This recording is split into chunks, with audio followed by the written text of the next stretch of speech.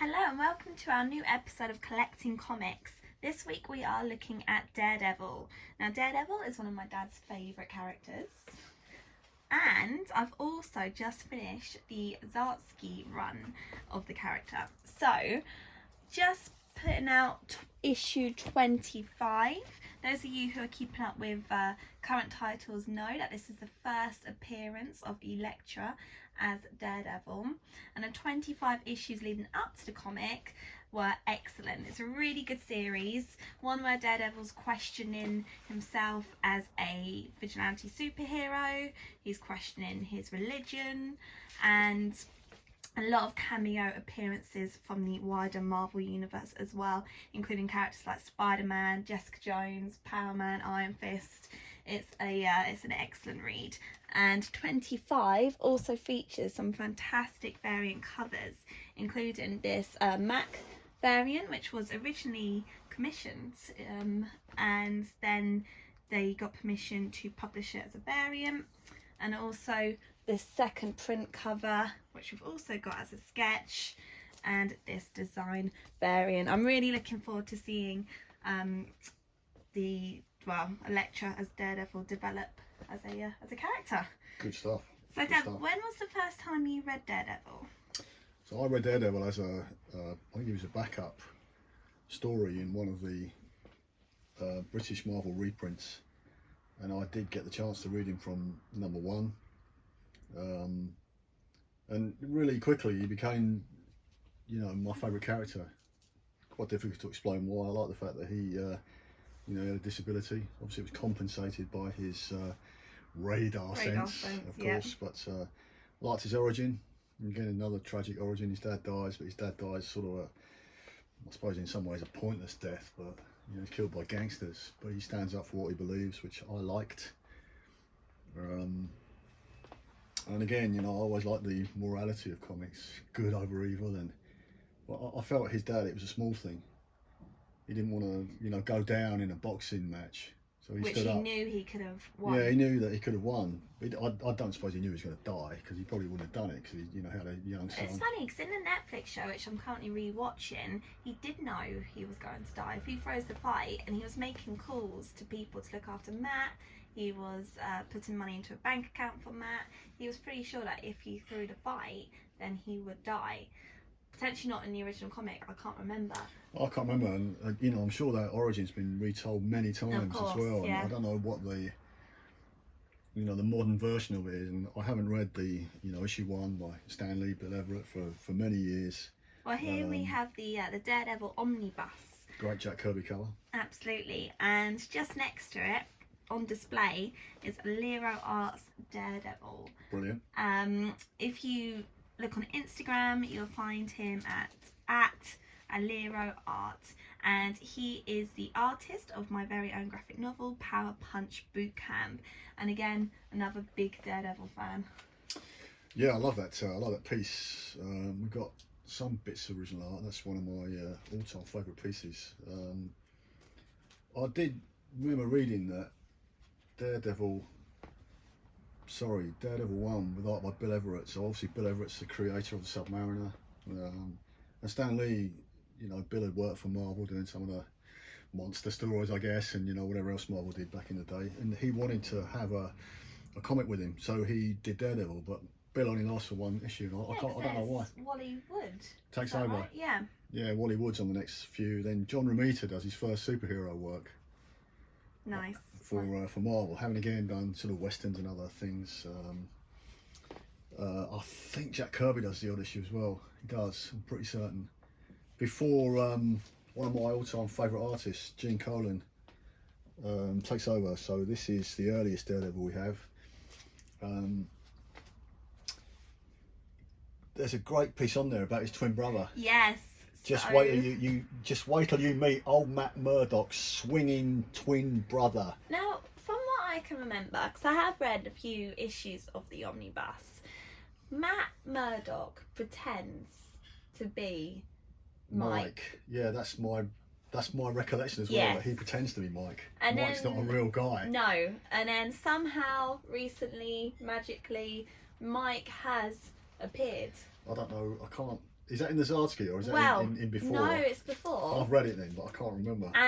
But in the Zardsky annual that focuses on Mike Murdock, it goes back through time as if he had real memories of growing up with Matt, with the dad. So is he a real character or not that Matt assumes the identity of in is this his first issue then? I hope so. I hope so. Looks like we got the first appearance of the maybe imaginary, maybe not imaginary Mike Murdock. But either way, I think in the Marvel universe now, Mike Murdock is a real character. Okay. Matt no longer, pretends to be Mike. But also there was a bit of a shout out to him in, again, a Netflix series, season 1, episode 2. You mentioned that, where Claire Temple finds Matt and he won't tell her his name in order to protect her. So she says, okay, I'll just call you Mike then. So it's a bit of a shout out there. I like the pearls coming out of Leapfrog's bag of swag. So I guess he's stolen them from somewhere. So this also features the Leapfrog. I mean, what a first appearance! I remember this comic. So I was out in Richmond and I went to, I can't remember if it was They Walk Among Us or Ace Comics or Ray Gun. It's Ray Gun. It was now. before Ray Gun, I think. And it was £10. It was on the wall, but I do remember that was my only money I had. I only had a £10 note, so I was with my friend, and then Aaron had to get on my bus tickets for the rest of the day. So yeah, you bought this early Daredevil. It's great. Yeah. And it is our earliest one. This is also from Ace Ray Gun, super special comic, first appearance of the Beetle, but far more importantly, you and Lily got this for Father's Day one year, which was great. And because it's the great Stan Lee and Gene Colan teamed up, I got this one signed by Stan Lee. By Stan Lee, yeah. London Super Comic Con 2012. Yeah, exactly. Yeah. So I'm very. It's a very great comic for me. What's interesting, I wonder how many copies of Daredevil 33 have been signed by Stan Lee. Could this be the only one? I'm Could sure it be one many, because why would you not take Behold the Beetle to Stan? Wow. It's a good cover. I like it as well. It's one, the thing that you got it for me with Lil. To be fair, I prefer it to the Leapfrog cover. Do you really? Yeah. Which is one you bought, so. Look at the Beatles gloves though. I know, amazing, aren't they? Yeah. I really like that cover. Great Gene Colan cover. So that's a special comic. The next one I've got is 51. This is a Barry Smith, an early Barry Smith comic. He did, I don't know if it was maybe 2 or 3 or even just 1 issue of Daredevil. He was doing the odd issue here and there. He did an X-Men. I think it was X-Men 53, I'm going to say. He did a Daredevil, did a couple of Avengers. Very much in Jack Kirby style. You can see, I mean, the very design is kind of Kirby-ish. I really like Daredevil's great big head with the horns on it. Well, it's you can see through it. It's another great secret identity because, when you read Spider-Man, you're as equally invested in Peter Parker.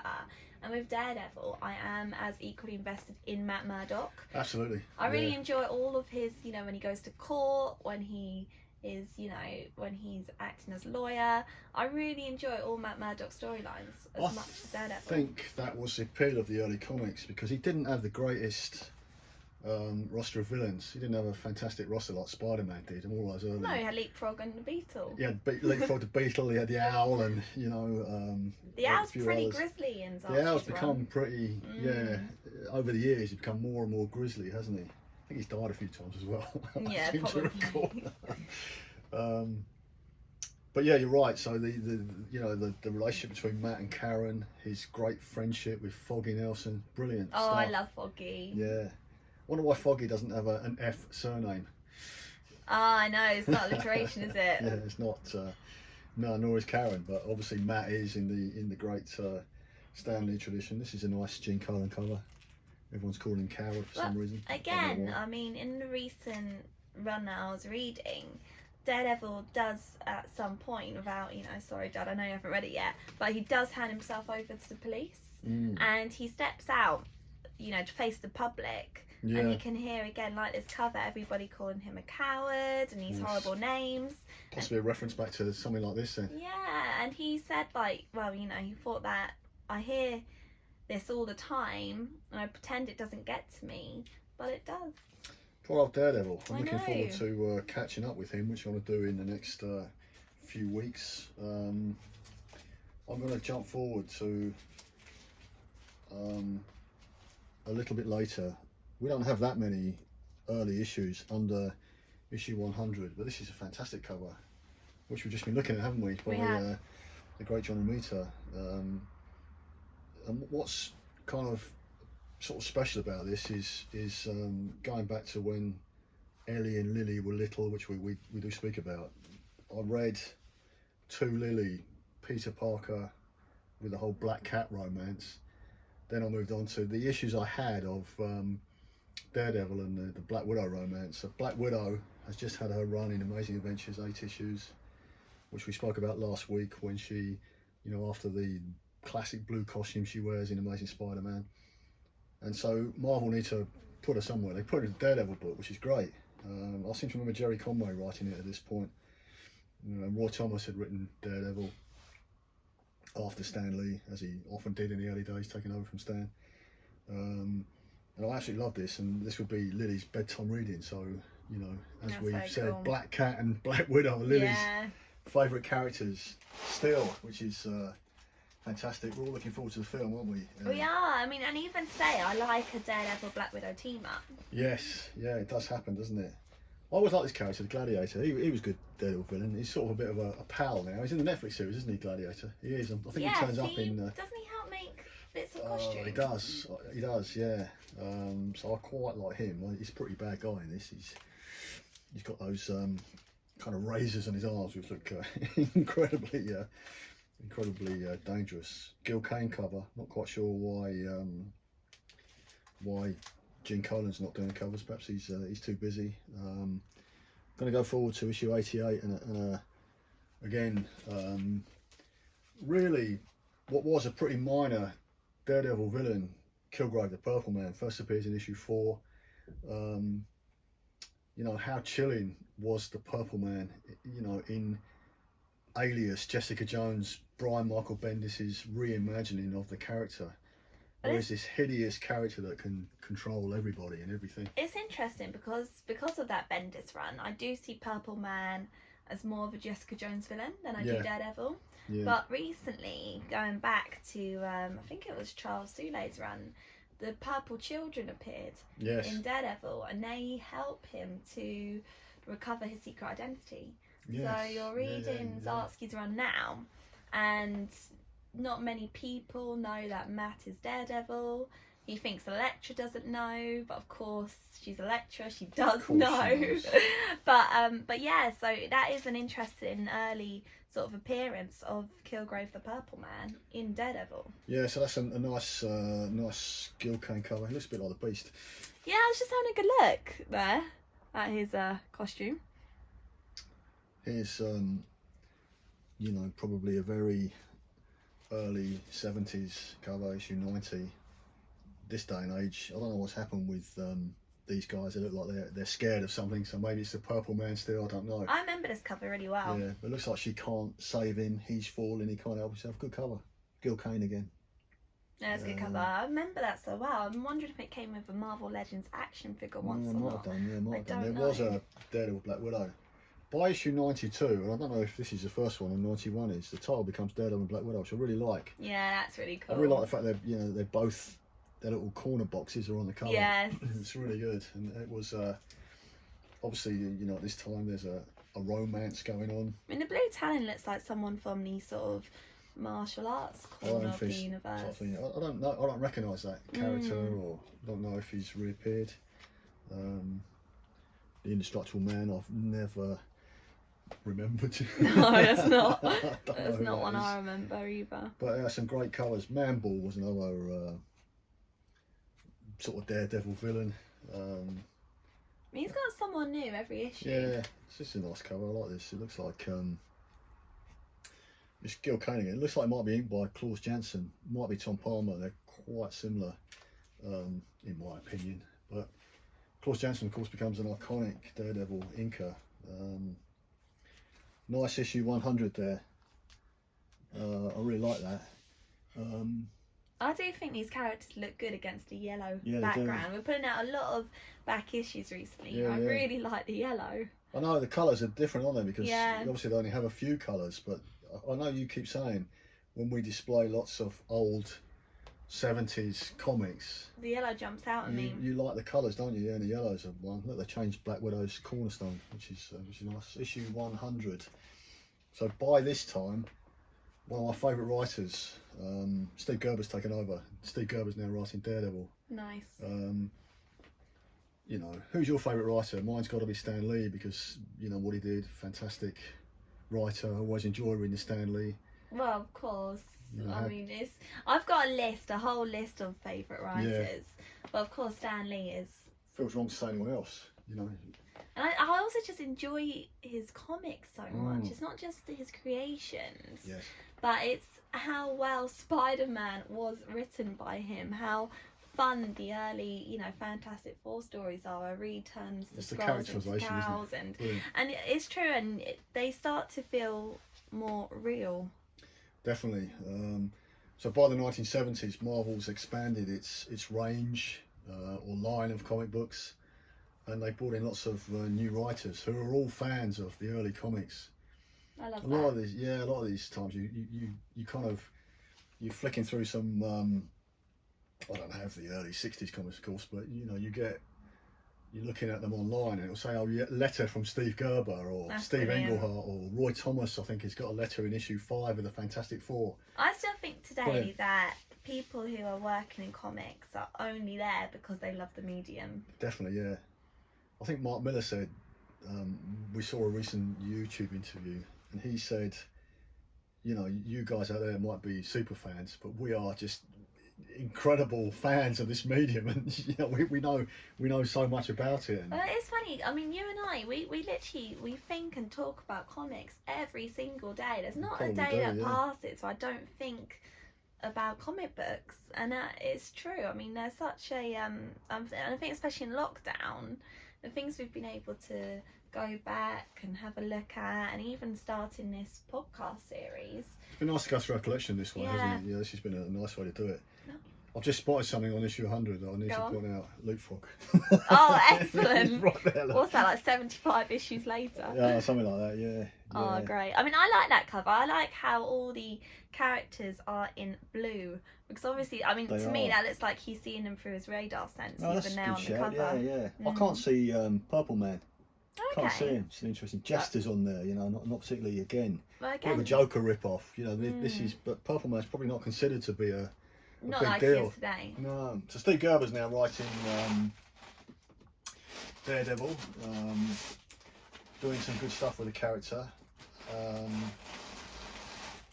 The next issue I want to point out, I'll just put that down. What is that? Look at that monster. It's great, isn't it? Oh, Poor old Black Widow's been caught. Look. And poor Daredevil having to go up against that. Yeah, I don't think in today's world that she would have been caught. No. She'd probably been beating that monster up.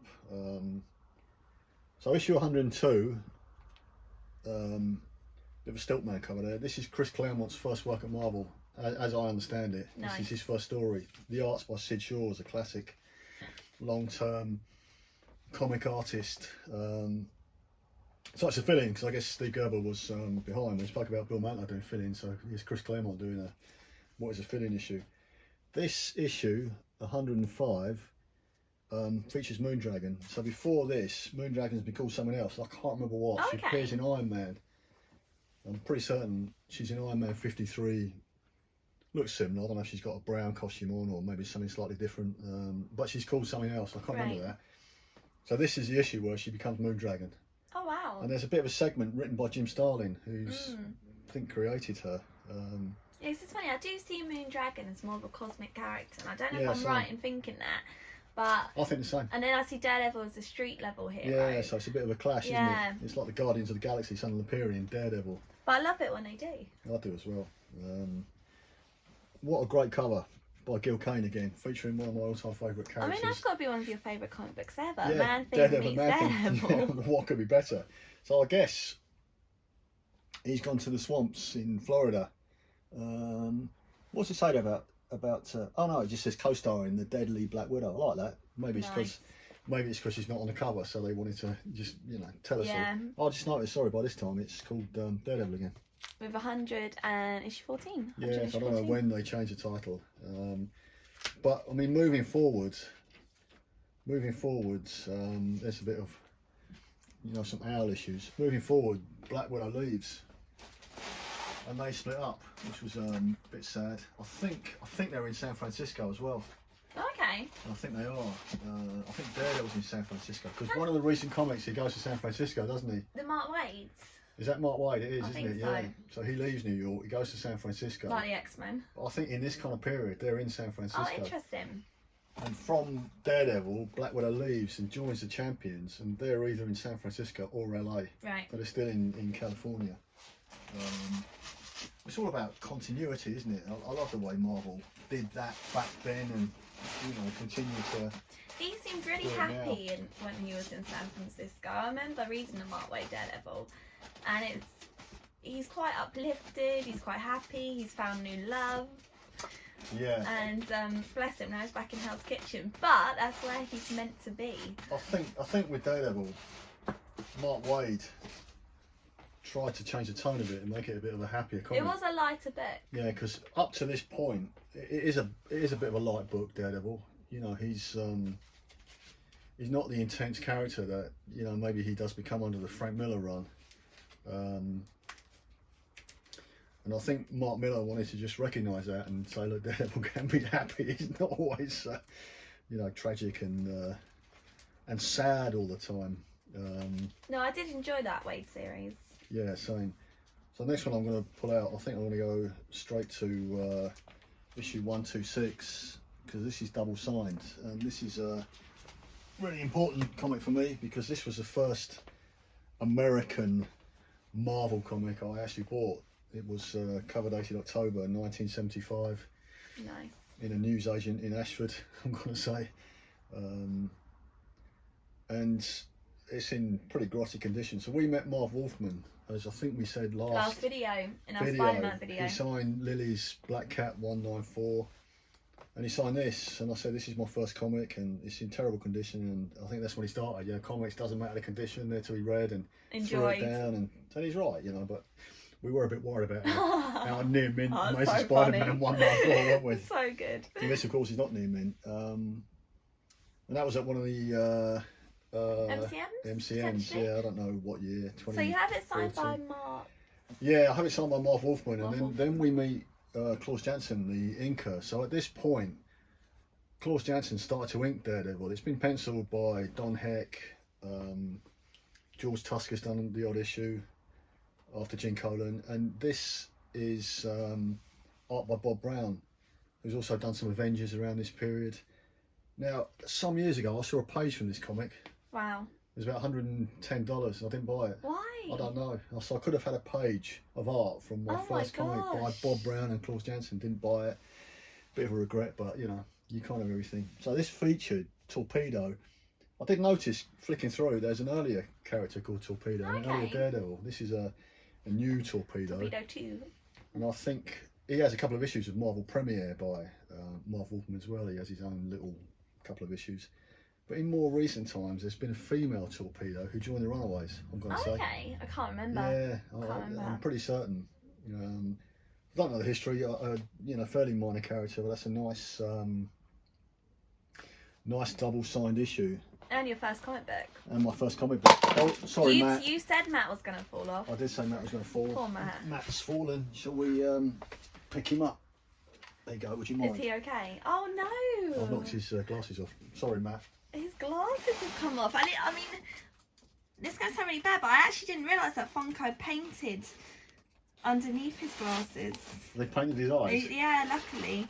We can super glue that later. Oh, sorry about that, everyone. I just dropped my Matt Murdock Funko. Bless him. At least he's not vaulted. I'm going to put him over here. I think that's safest. I'm going to jump forward to Daredevil 131.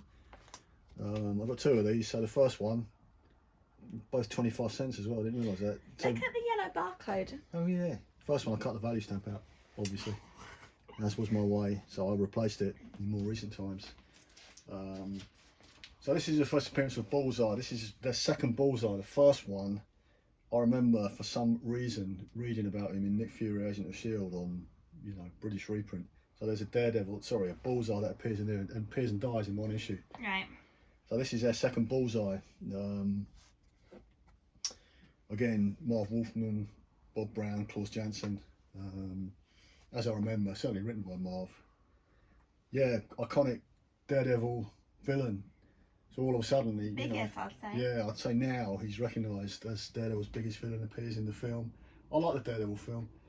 So heavily criticised. I remember enjoying it. So I haven't seen it in years and years and years. So when I was little. Yeah. But yeah, I remember liking it. And I also had a Game Boy game. You did. With Daredevil and Elektra.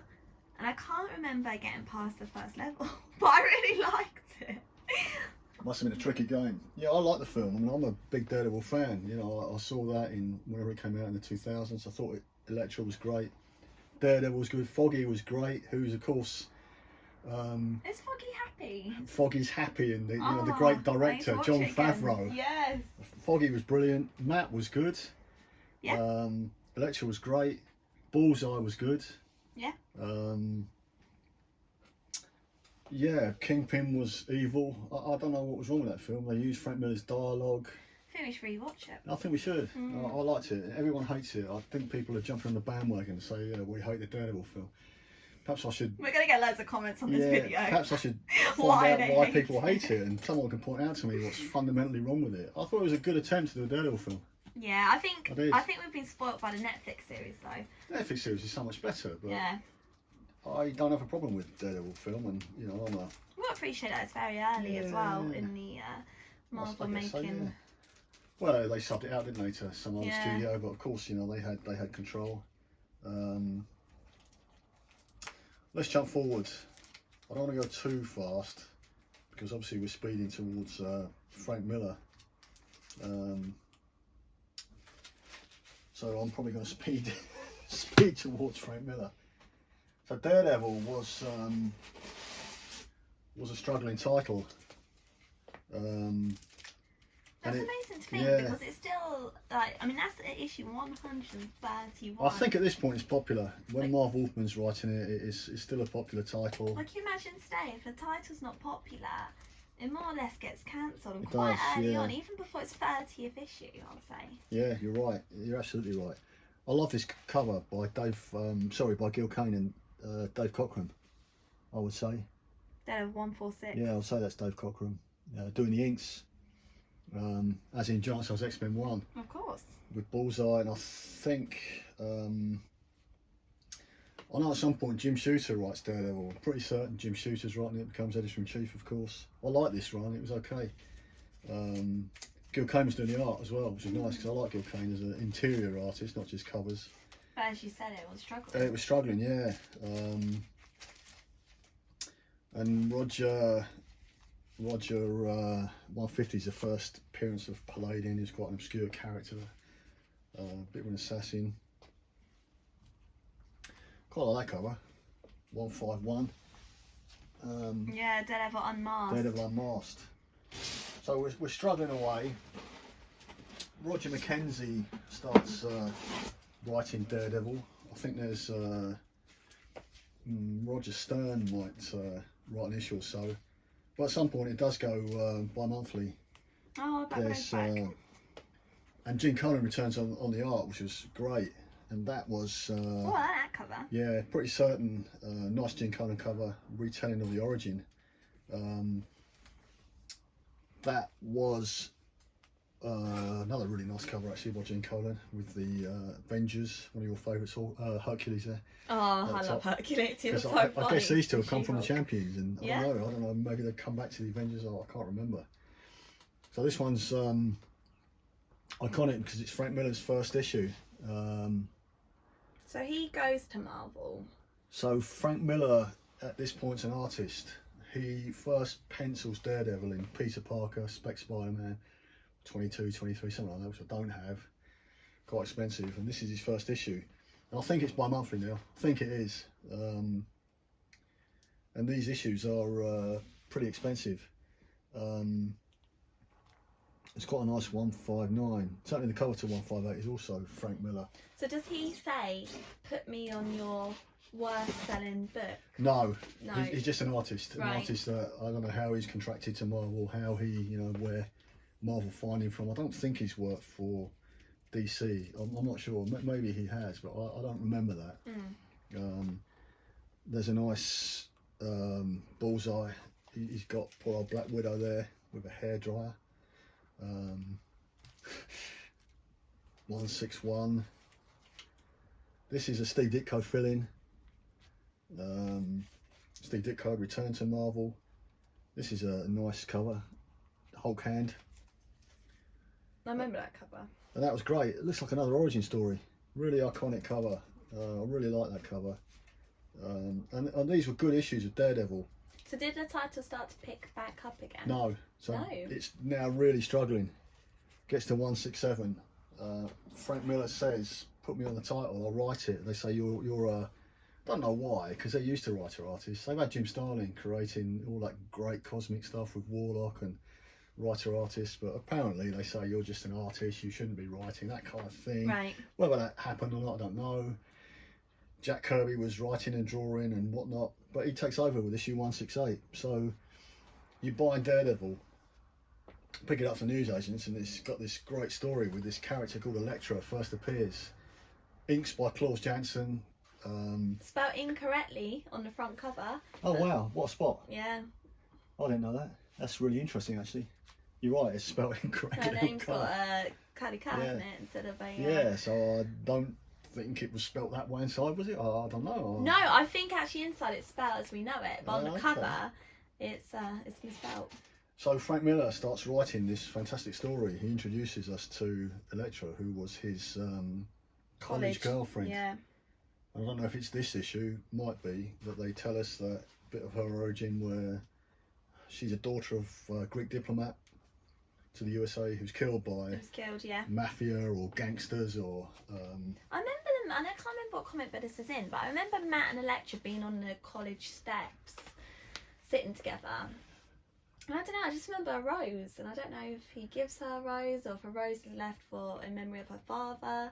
But that's just an early Elektra and Matt memory that Daredevil Yellow. I think No, Daredevil it could Yellow, be. the Jeff Loeb, Tim Sale miniseries yeah, I like goes that. into that. It's really good they were, weren't they? Yeah. Really good. Spider-Man Blue. I don't know if Ultimate Daredevil and Elektra tells that a similar story. I don't know, Seems but that's like- just a really early memory Yeah. I have of these two characters together.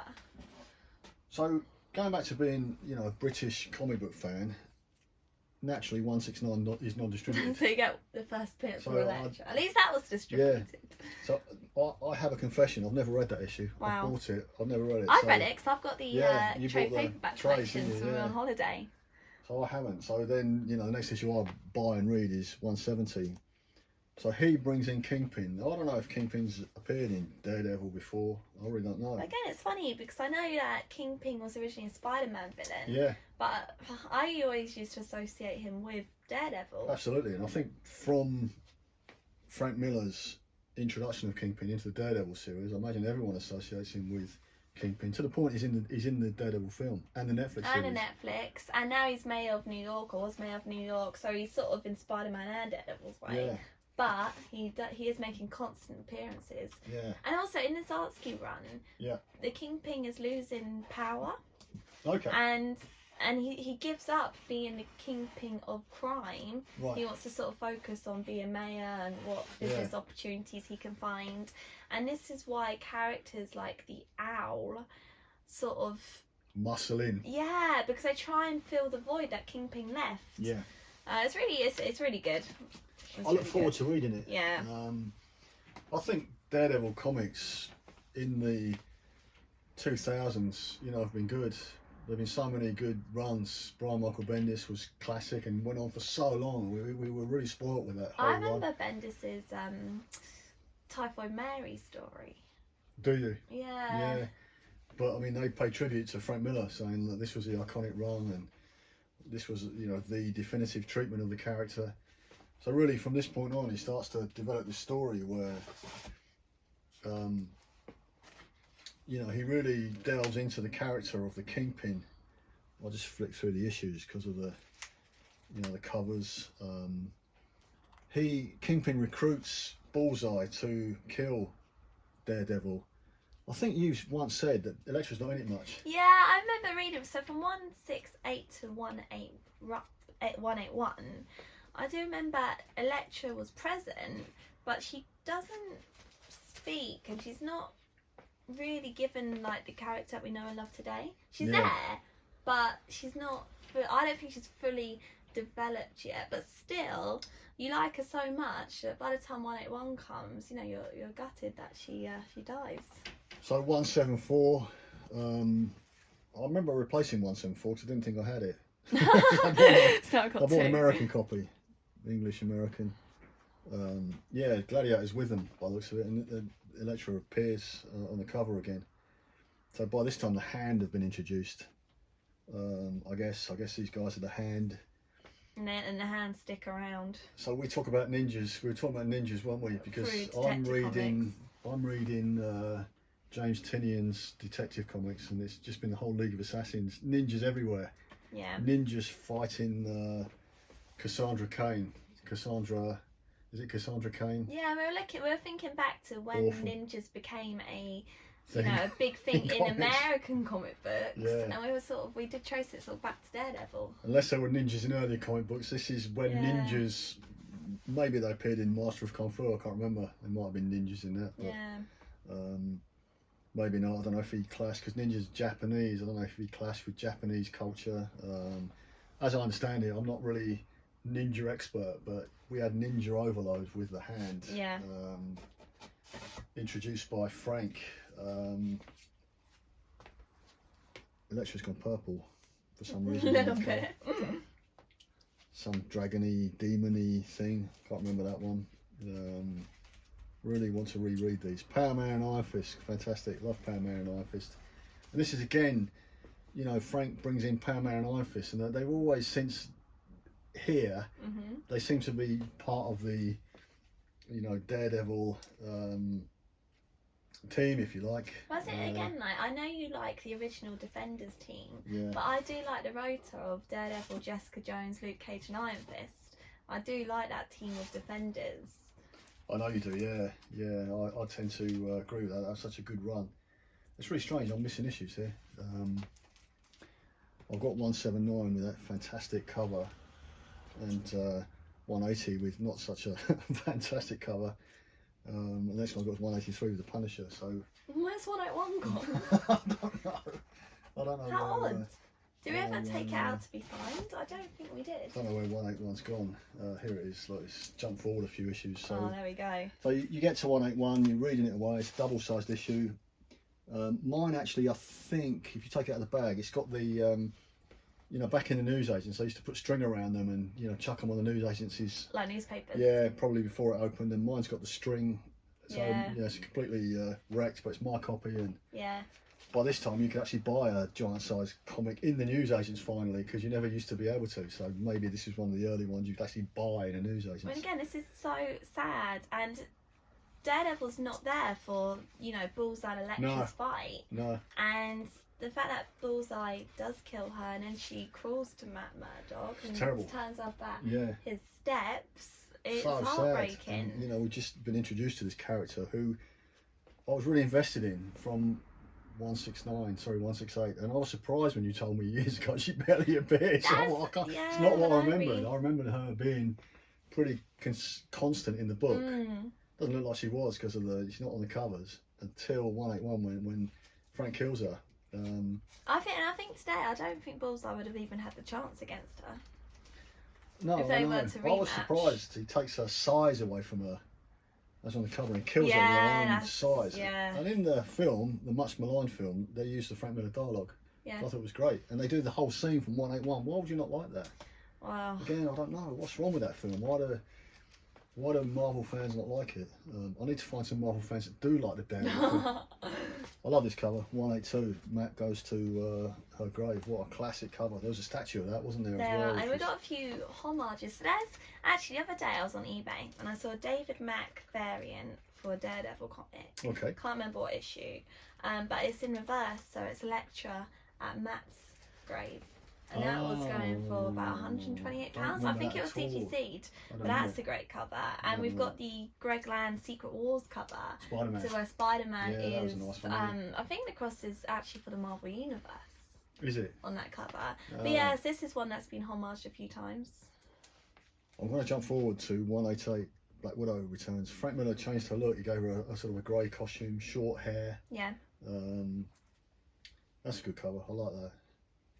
Yeah, me too. Ninjas. Yellow. Yellow and ninjas. You like that? So 190 is another giant size issue, and it's sort of the my read. When I read this comic, the way I read it was that Elektra was climbing a mountain throughout the whole comic. She's in a sort of a white parka, as I recall. But my reading of it's her ascendancy to heaven. She's not alive. It's a spiritual thing. I don't know, because Frank Miller said when they bring Elektra back in the 90s, Frank Miller says it's not my Elektra. I remember that. Which was a great quote. It's not my Elektra. I love that. But he also has said in interviews, does she die or not? But I that's how I read that issue. It is the Hand who resurrect her. The Hand resurrects her in the 90s. Yeah. Which is highly plausible. We want our characters brought back, don't we? Even if definitely. Frank Miller doesn't. I think this is possibly his last issue. So I don't think he pencils. I think it's a Frank Miller cover, but I think Klaus Janson does the art in that one. My understanding is then Denny O'Neil takes over and writes Daredevil with Klaus Janson doing the art for a period of time. I do like this cover. John Byrne. At the end of 181, Daredevil, or if this is 182, but Daredevil does give up on Bullseye, and he drops him. Yeah, he drops him onto the police car. Yeah, and I think that's the end. But I remember the end being Elektra on Matt's steps, but maybe that's midway through the comic, and then I think it is. Daredevil goes after Bullseye. Yeah, I think so. And the thing is, Daredevil, especially in the Netflix show, he is one of the most violent vigilantes. He's very violent, isn't he? And I do think at this point, he could probably in real life, he probably would give up on Bullseye, and he would potentially kill him. Yeah, and he's all at the end. You see him in hospital, don't you? Yeah, and then and all his bones are broken. Yeah. But it's the fact that Bullseye then goes on as well to kill Karen Page years later. Yeah, I know, that's horrible and really unnecessary. I didn't like that at all. Yeah, but it just shows that by keeping him alive, it did Daredevil no favours. And I think Daredevil today, he wouldn't take the decision lightly, but you can understand why he would. I understand it, but our heroes are not supposed to kill, are they? No. They blur those lines, but I'm not sure that's what we really want. Of course, in reality, they'd probably have to kill that's what I'm talking about. In Batman reality, would kill Joker and Daredevil, Bullseye, but we want these. You have to have the ongoing conflict between hero and villain, don't you? Of we course. Want our iconic villains around, and it's just new ways of dealing with it. I think this is a return of Frank Miller to one issue. He does an issue which he might sort of plot or write. Pretty certain John Buscema jumps in and does the art. I'm just building up to the return of Frank. I've got to get this one out. This has got a nice Barry Windsor Smith cover of Daredevil Black Widow. Yeah, it's a good cover. It's a good cover. But Frank Miller comes back and he does a story. Let me just pull it out, called Born Again. And I think, to my knowledge, this is the first appearance of his mum. So I think that's the return of Frank Miller there. And the artist is David Mazzucchelli, and I may have mispronounced that, as I'm sure I mispronounce a lot of these names, but it was nice to to have Frank Miller back. I wasn't buying comics at the time, so I bought all these on back issue. But the Born Again story tells the story of his mum, who has become a nun. quite an iconic story. It's interesting because it took, potentially 230 issues to question where the mum Have we seen his mum? she was. I don't know. I don't think so. I don't know if we've seen his mum. I think this is it. Yeah. So this is where it's explained and that his mum's alive. I don't know what number 1 was. Had they said she died or? I don't even know if she was mentioned. No, we just know it's him and his dad. And of course she's in the Netflix series. Yes. Which was good. Frank Miller does return to the character. There's graphic novel, there's miniseries, Man Without Fear with John Romita Jr. in the 90s. So yeah, an iconic writer, an artist on Daredevil. I'm just going to move through the book, through the box, sorry, and see what else we get. We do get some other runs. There's a good run by Ann Nusenti and John Romita Jr. And I know this is always a popular, quite expensive cover book to buy as well because of the appearance of the Punisher. Not sure why, because the Punisher was always cropping up in certainly in the 90s. He was on every other cover, but this is an 80s cover for this run. It's really well thought of. Typhoid Mary appears for the first time. I must confess I'm not 100% sure where she first appears. I'm just going to go forward now to the 90s. It's a Typhoid Mary cover, so I've now returned to reading comics in 91. And I remember one comment by, I think it was Tom DeFalco, who's now editor-in-chief, and he didn't understand what the writer was doing. The writer now is a guy called D.G. Chichester. I remember writing some horror comics in the 90s, and right. He's writing Daredevil, but Daredevil was okay in the 90s, but it was never as good as Frank Miller's run. All the earlier issues by Stan and Roy Thomas and Steve Gerber, Marv Wolfman, Len Wein did a bit, Jerry Conway. I did like the Jim Shooter run. Yeah, big shoes to fill. And in the 90s, Daredevil was not a particularly interesting book, and it, I read it between 91 and 96, when just before or just after you're born, and I stopped buying comics for 6 years, and I come back and Daredevil's a fantastic comic again. I bet there are people who love that 90s run though. I bet there are people are, and I did enjoy reading it. It just wasn't, you just miss that Frank Miller thing. But again, how do you? It must be so difficult for any writer to recapture that feel. I do think that Brian Michael Bendis, who's obviously one of comic books' greatest writers, he does a brilliant Daredevil. Good Daredevil series. Yeah. Oh, that was really good. I'm in such a big Daredevil mood at the moment, and so it was great to look through the box. Yeah, it was fantastic. Yeah, definitely. So thank you guys for watching. And next week we're thinking about looking through a Marvel Premiere box. We're going to go through a box of M's. So yes. We'll probably have Marvel Premiere, Marvel Presents. I can't quite remember what's in there. Maybe Marvel Spotlight.